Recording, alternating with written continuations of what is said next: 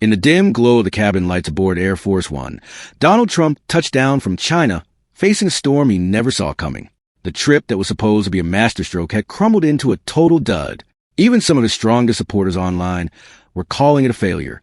And right as his wheels hit the runway, word came that Vladimir Putin was already packing his bags for Beijing, heading straight to Xi Jinping to plan and plot the next moves. The timing couldn't have been worse. The air inside the studio felt thick with tension weeks earlier when another kind of confrontation unfolded. Wanda Syeks, one of the sharpest voices in comedy, stepped into the spotlight in full stage makeup, ready to appear on Jimmy Kimmel Live. Cameras waited. The audience buzzed outside. Then, in a single cold decision, everything went dark. She didn't rage. She didn't call a press conference.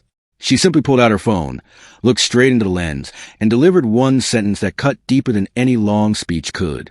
He didn't end the Ukraine war or solve Gaza in his first week, she said calmly, but he did end freedom of speech in his first year.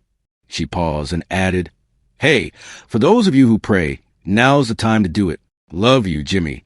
The room, if there had been one, would have gone silent. That short Instagram clip spread like wildfire. Millions shared it in hours. Comedians rallied. Rosie O'Donnell wrote, "Shame on ABC and the FCC." Viewers canceled Disney Plus subscriptions in protest. The video became one of the most quoted lines of Trump's second term. But Donald Trump, the man who calls himself the toughest leader alive, could not let it go. His face tightened. His fingers flew across Truth Social. He demanded NBC fire Jimmy Fallon and Seth Meyers. He labeled late-night comedy a vile force in America.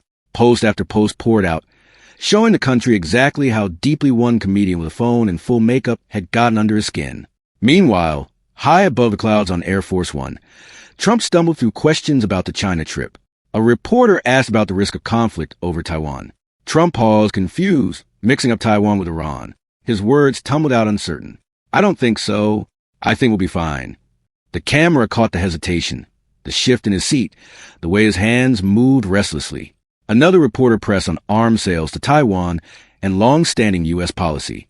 Trump waved it off, saying 1982 was a long time ago, and of course he would consult with China. His voice carried that familiar mix of confidence and improvisation, but the cracks showed. He talked about cyber attacks casually. "We do it, they do it," as if American sovereignty was just another deal to negotiate. The contrast hit hard. While Trump's trip delivered a smaller Boeing order than promised, vague talk on soybeans and plenty of praise for Xi, critics pointed out the concessions. Support for Chinese purchases of U.S. farmland, hundreds of thousands of student visas, and softened demands elsewhere. MAGA voices online admitted, quietly, it didn't look like the big one they hoped for. Wanda Syeks had seen this pattern before. She wasn't new to this fight. For over 20 years, she had stood on stages across America, from Boston to Los Angeles, roasting power with sharp truth. Emmy winner, writer for Chris Rock, host of the White House Correspondents' Dinner. She knew the weight of speaking up. Back in 2016, just days after Trump's first election, she took the stage at a Boston charity event. The crowd turned ugly fast, booing loudly when she called out racism, sexism, and homophobia. Most performers would have backed down. Wanda raised both middle fingers, pointed them at the loudest hecklers, and told them exactly where to go. Then she walked off. The moment became legend, not because she folded, but because she refused to. Years later, that same fire burned. On her sold-out tours, she talked about what it meant to be a black woman, a gay mother watching hard-won progress slip backward. She never softened the material. Audiences paid to hear someone say the quiet parts out loud. When the Kimmel Show was abruptly pulled, after FCC pressure tied to another monologue, Wanda didn't wait for permission. She spoke directly to the camera, in that makeup she never got to wear on air. The country listened. Trump's response only proved her point. He kept attacking, demanding firings, threatening networks. Even when the show returned under public pressure, he doubled down. Later bits about Melania brought fresh round to rage and calls to shun comedians. The camera zoomed in on Trump's face during the flight. As more questions came, he bragged about relationships with strongmen, mixed up details, and lashed out reporters. One moment, he claimed total victories that didn't match reports. Another, he talked about golden ballrooms and future projects, while serious global issues hung in the air. His jaw clenched, eyes narrowed, the frustration boiled just beneath the surface. Wanda Syeks understood something fundamental. Bullies who rely on fear lose power when people laugh at them and refuse to stay silent. In one spring interview, she laid it out plainly. Comedians must speak for themselves, not for the audience or the networks. Punch up. Tell the truth. Even if only 600 people show up, those are the ones who need to hear it. That philosophy echoed in her simple advice on the stage. Pray and speak up. Back on Air Force One, the trip's disappointments lingered. Smaller deals. Mixed signals on Taiwan. Putin's imminent arrival in China. Trump's team tried to spin it, but the murmurs grew. Online MAGA accounts posted fire emojis 1 minute and quiet doubts the next. The studio lights that had been turned off for Wanda's appearance eventually came back on because the public pushed back. Subscriptions canceled. Petitions circulated. Voices rose. One comedian in full makeup sitting in front of her phone reminded everyone that free speech wasn't gone yet. Trump's pattern was clear.